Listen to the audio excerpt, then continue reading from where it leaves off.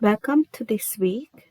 Today we'll go through chapter 6.5, line segments.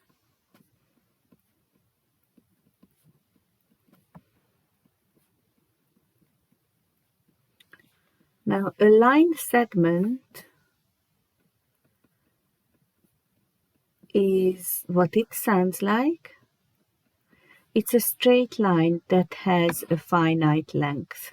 So it's got an endpoint and a starting point, or two endpoints. Straight line of finite length. So when we were talking about straight lines, those were infinite. So they went off in both directions infinitely. This is a part of one of those lines that's got two endpoints. Has two endpoints.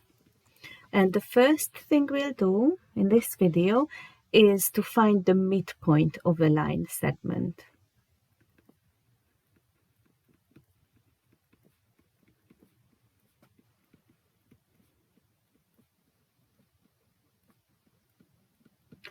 And this is actually very easy because the coordinates of the midpoint are halfway through the coordinates of the 2 points. So let's say that there's a point A with coordinates x1, y1.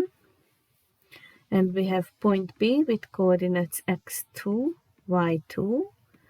Then the coordinates of the midpoint, let's call it M, are the x-coordinate is halfway between the x-coordinates of the endpoints, and the y-coordinate is also halfway between the y-coordinates. And this is how we calculate a number halfway between two numbers. We add them, divide by 2. This is also the mean of those two numbers. So halfway between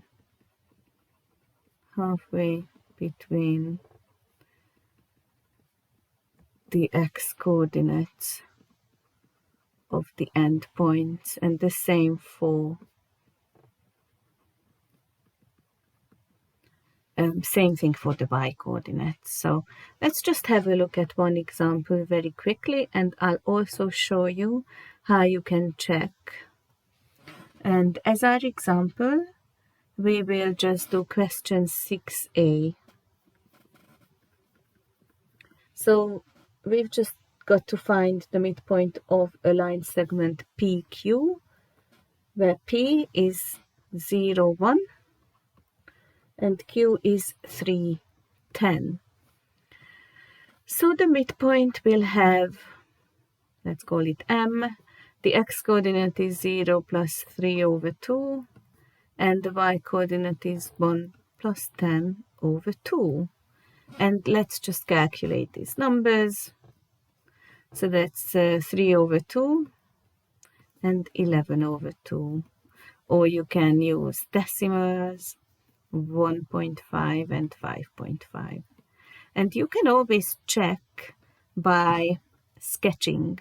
And when you are working in coordinate geometry, so you're working with coordinates, it's always a good idea to plot things.